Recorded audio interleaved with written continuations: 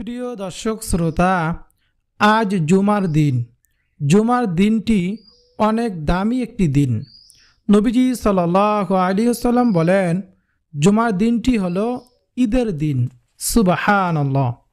প্রিয় দর্শক, এই জুমার দিনে যদি এই 4টি ইস্তেগফার বেশি বেশি পরিমাণে পাঠ করেন, আল্লাহ রাব্বুল আলামিন আপনার জীবনের সকল গুনাহগুলো ক্ষমা করে দিবেন।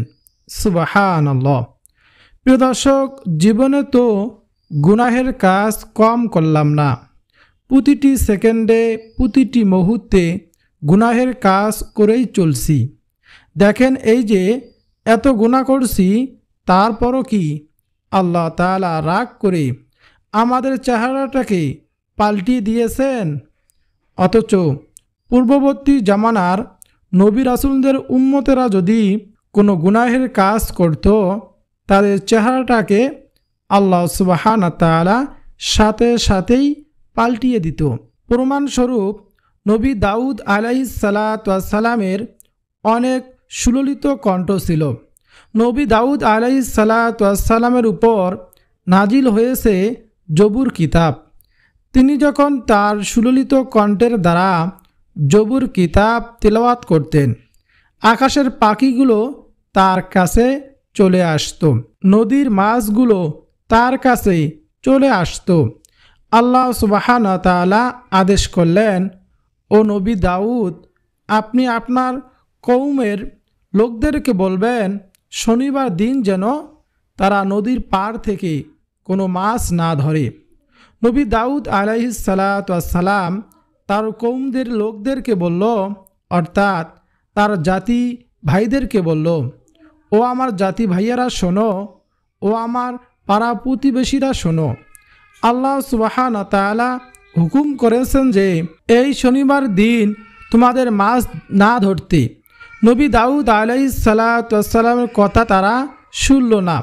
নবী দাউদ আলাইহিস সালাতু ওয়াস সালামের কথাকে তারা অমান্য করে আল্লাহ সুবহানাহু ওয়া তাআলার হুকুম আদেশকে অমান্য করে তারা শনিবার দিন মাছ ধরল। এতে আল্লাহ তাআলা অনেক রাগান্বিত হয়ে গেল। সাথে সাথে ওই গুনাহের কারণে তাদের চেহারাটাকে আল্লাহ তাআলা পাল্টিয়ে দিয়েছে এবং তাদের আকৃতিতে বানরের মতো করে দিয়েছিল। নাউজুবিল্লাহ। তো প্রিয় দর্শক, নবীজির এই হাদিস থেকে আমরা কি জানলাম?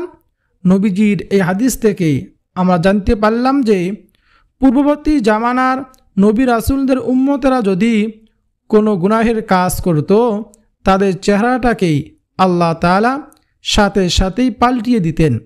কিন্তু আমরা তো তাদের থেকে গুনাহের কাজ কম করি না।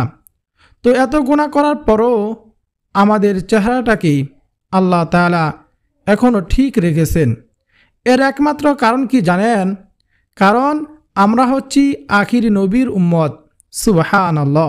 হযরত আদম আলাইহিস সালাতু ওয়াস সালাম আফসোস করে কি বলেছিলেন জানেন? আদম আলাইহিস সালাতু ওয়াস সালাম আফসোস করে বলেছিলেন, হায় রে কপাল, আমি আদম সামান্য একটা ভুল করার কারণে, একটা জান্নাতি নিষিদ্ধ ফল ভক্ষণ করার কারণে আমার থেকে আমার স্ত্রীকে আলাদা করে দেওয়া হয়েছিল।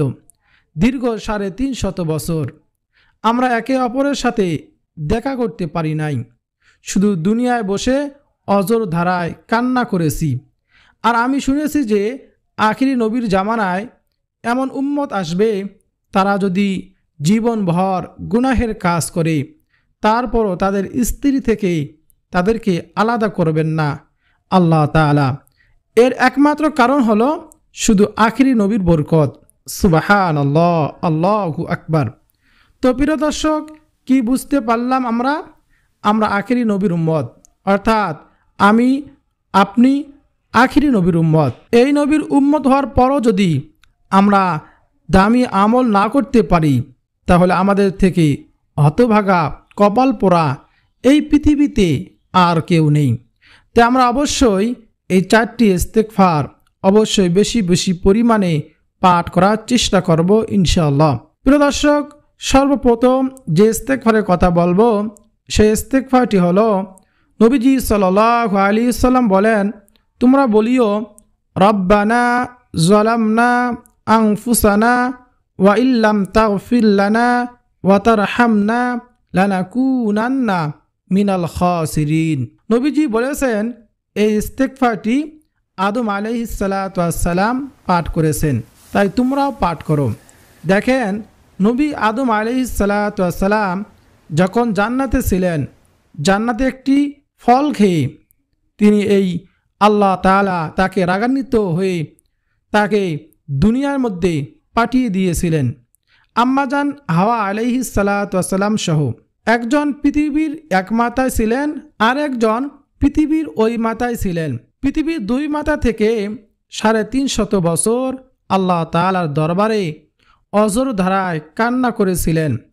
আল্লাহ তাআলার দরবারে তারা বেশি বেশি পরিমাণে বলেছিলেন রব্বানা যালামনা আনফুসানা ওয়া ইল্লাম তাগফির লানা ওয়া তারহামনা লানাকুনান্না মিনাল খাসিরিন। আল্লাহ তাআলার কাছে এই ইস্তেগফারটা এতটাই পছন্দ হয়েছে যে আল্লাহ সুবহানাহু ওয়া তাআলা পবিত্র কোরআনুল কারিমে এই ইস্তেগফার তাকে দিয়েছেন। বলুন সুবহানাল্লাহ। অর্থাৎ এই ইস্তেগফারটি পবিত্র কোরআন মাজিদে আল্লাহ তাআলা দিয়েছেন। তাই প্রিয় দর্শক, কোনো ব্যক্তি যদি এই ইস্তেগফার পাঠ করে, আল্লাহ সুবহানাহু ওয়া তাআলা তার জীবনের গুনাহগুলো ক্ষমা করে দিবেন।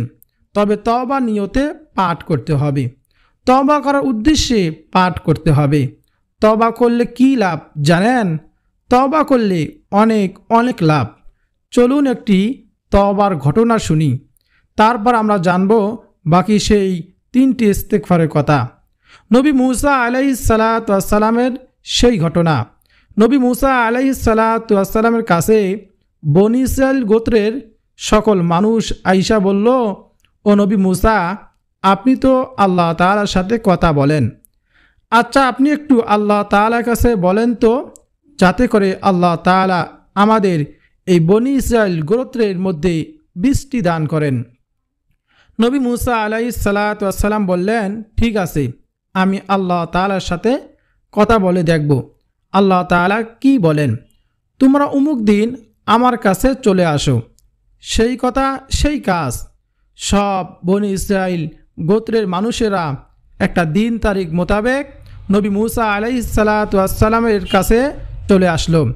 নবী মুসা আলাইহিস সালাতু ওয়াস সালাম ওই বনি ইসরাইল গোত্রের সব মানুষদেরকে সাথে লইয়া তিনি একটি খোলা ময়দানের মধ্যে গেলেন।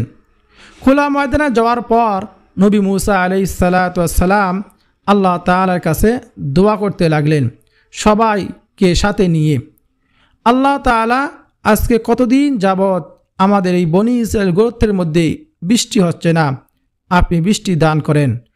আল্লাহ তাআলা, আপনি যদি বৃষ্টি না দান করেন তাহলে আমাদের ফসলাদি শস্য সম্পদ সব কিছু বিনষ্ট হয়ে যাবে।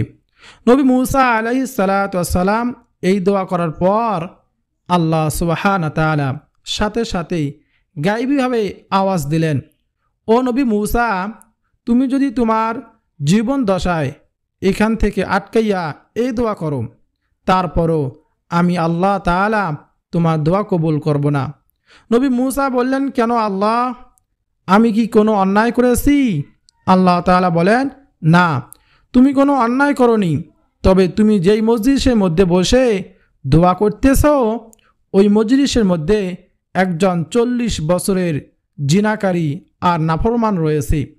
ওই জিনাকারী যতক্ষণ পর্যন্ত এই মজলিস থেকে না উঠবে ততক্ষণ পর্যন্ত আমি আল্লাহ তাআলা তোমার দোয়া কবুল করব না, বৃষ্টিও দান করব না। নবী মুসা আলাইহিস সালাতু ওয়াস সালামের ছিল মিজাজ অত্যন্ত গরম। নবী মুসা আলাইহিস সালাতু ওয়াস সালাম এই মিজাজ গরমের কারণে তিনি 3টা জুব্বা পরতেন। এর কারণ কি জানেন? নবী মুসা যখন রেগে যাইতেন তখন তার শরীরে পশমগুলো জুব্বা দিয়ে ভেদ করে বাহিরে বের হয়ে যেত। এতটাই রাগ ছিল নবী মুসা আলাইহিস সালাতু ওয়াস সালামের। নবী মুসা ডেকে ডেকে বললেন, কে আসস 40 বছরের জিনাকারী নাফরমান, তুমি এই ময়দান থেকে ভেগে যাও, তোমার কারণে আল্লাহ তাআলা দোয়া কবুল করতেছে না। নবী মুসার এই আওয়াজ শুনে ও মনে মনে ভয় পেয়ে গেল। ওই ব্যক্তি মনে মনে ভাবতে লাগলো, এখন যদি আমি নবী মুসার কথা অনুসারে এই ময়দান থেকে উঠে যাই, তাহলে সবাই বুঝে ফেলবে যে আমি গুনাহগার ব্যক্তি, সবার সামনে আমাকে লাঞ্ছিত হতে হবে। সে চুপ করে বসে রইল। নবী মুসা আলাইহিস সালাম আল্লাহ তাআলাকে বললেন, আল্লাহ, সে তো উঠতেছে না, এখন আমার কি করার? আল্লাহ তাআলা বলেন, তুমি আমার থেকে নাম নিয়ে তুমি তাকে উঠিয়ে দাও। নবী মুসা আবার একটা ডাক দিলেন, ডেকে ডেকে বললেন, ও জিনাকারী, তুমি ময়দান থেকে যদি না ওঠো, তাহলে আমি আল্লাহ তাআলার দরবার থেকে তোমার নাম আইনা তোমাকে সবার সামনে বেইজ্জতি করব। মনে মনে সে ব্যক্তি ভয় পেয়ে গেল। ভাবতে লাগলো, এখন যদি আমি না উঠে যাই, তাহলেও তো সবাই বুঝে ফেলবে যে আমি জিনাকার।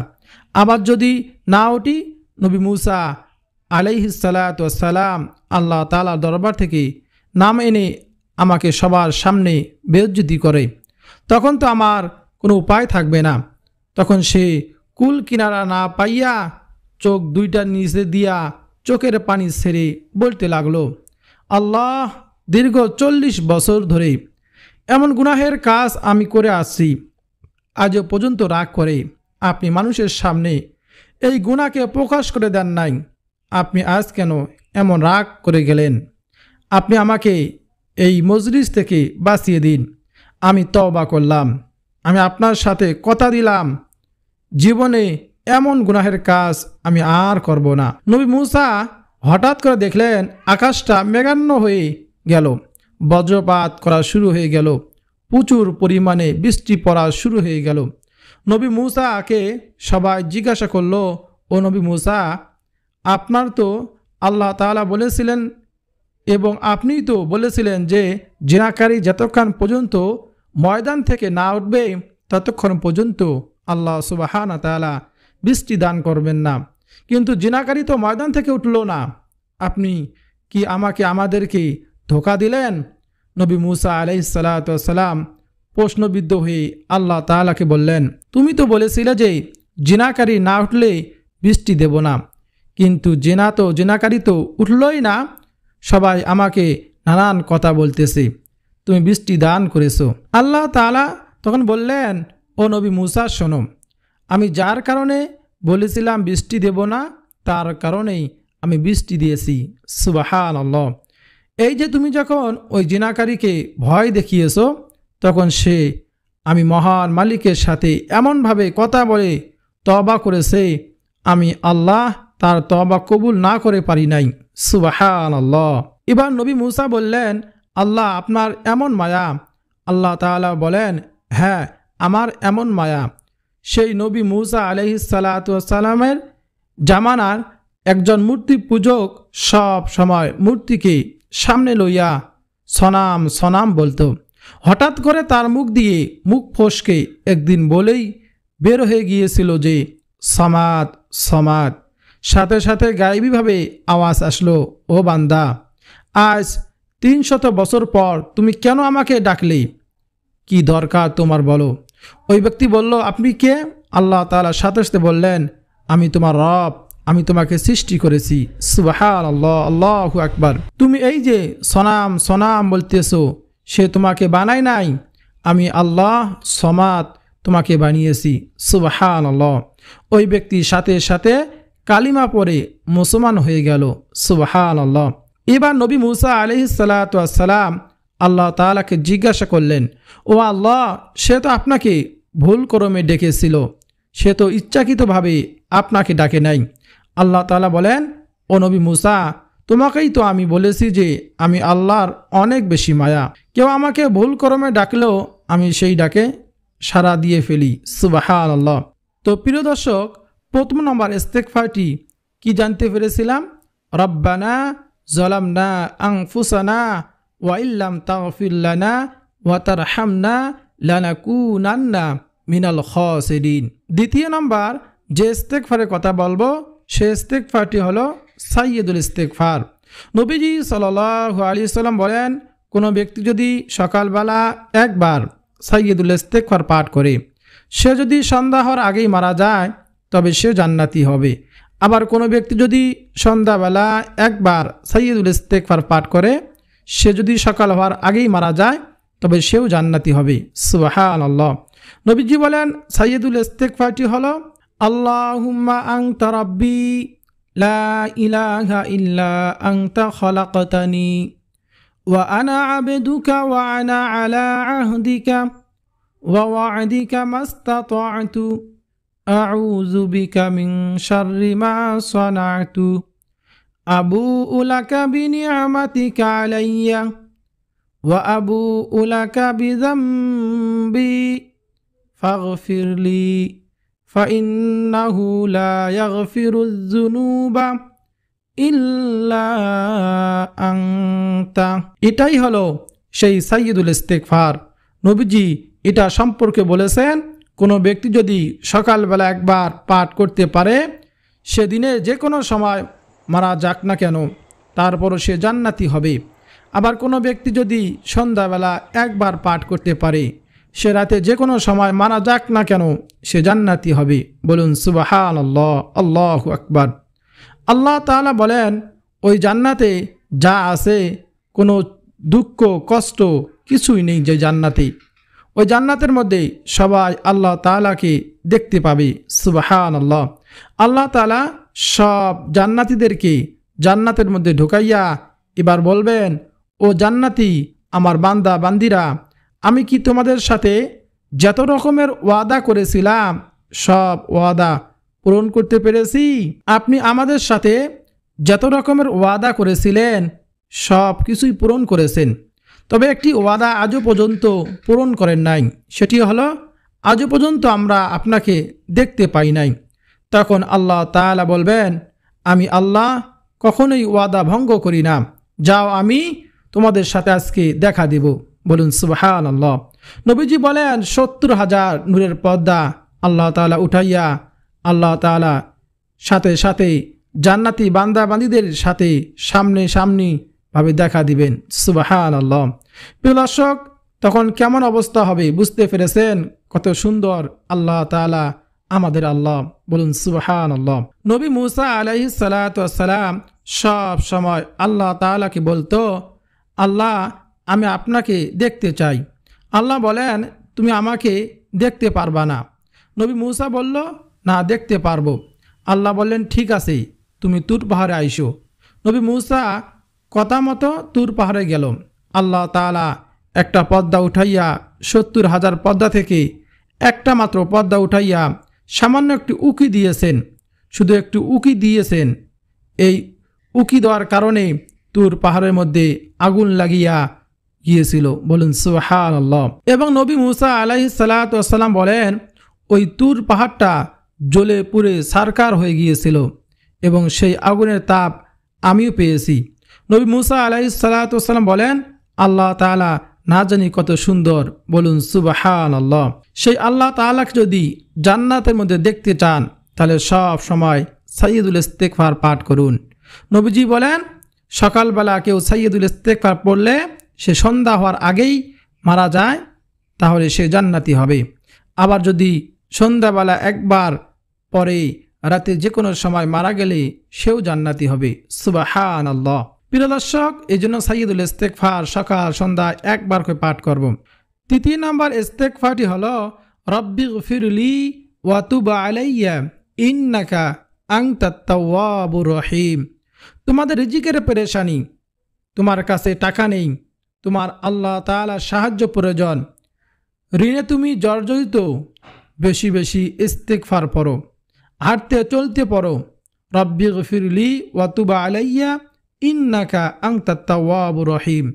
বিশ্বাস নিয়ে পড়ো, আল্লাহ তোমার রিজিকের পেরেশানি দূর করে দিবেন, গায়বী রিজিক দান করবেন, তোমার সব ঋণ দূর করার পরিশোধ করার ব্যবস্থা করে দিবেন। তবে প্রিয় দর্শক, নিয়মিত আমল করতে হবে। নবীজির কথা কি কখনো মিথ্যা হয়? আরবের কাফেররা, যেই কাফেররা নবীজিকে দেখতে পারত না, সারা জীবন নবীজিকে অত্যাচার করেছে, নবীজিকে পাথর মেরে মেরে রক্তাক্ত করেছে, সেই কাফেররা সহ নবীজি সাল্লাল্লাহু আলাইহি ওয়াসাল্লামকে সত্যবাদী বলে, আলামিন বলে ঘোষণা দিয়েছিল। তো সেই নবীজির কথা কিভাবে মিথ্যা হতে পারে? তাই প্রিয় দর্শক, আমরা এমন সত্যবাদী নবীর কথা মেনে অবশ্যই হাঁটতে চলতে আস্তাগফিরুল্লাহ ইস্তেগফার পাঠ করব। আল্লাহ তাআলা আমাদের রিজিককে বাড়িয়ে দেবেন ইনশাআল্লাহ। প্রিয় দর্শক, তারপর যে ইস্তেগফারের কথা বলবো, সর্বশেষ 4 নম্বর ইস্তেগফারটি হলো আস্তাগফিরুল্লাহ।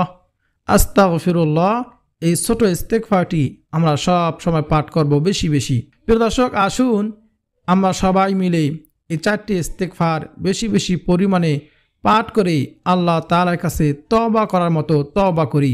আল্লাহ তাআলা আমাদের জীবনের সব গুনাহগুলো ক্ষমা করে দিবেন। বলুন সুবহানাল্লাহ। প্রিয় দর্শক শ্রোতা, ভিডিওটি যদি আপনার উপকারে হয় অবশ্যই ভিডিওতে লাইক করবেন, কমেন্টে আমিন লিখবেন, চ্যানেলটি সাবস্ক্রাইব করে পাশে থাকা বেল বাটনটি অন করে রাখবেন আর ভিডিওটি শেয়ার করে দিবেন।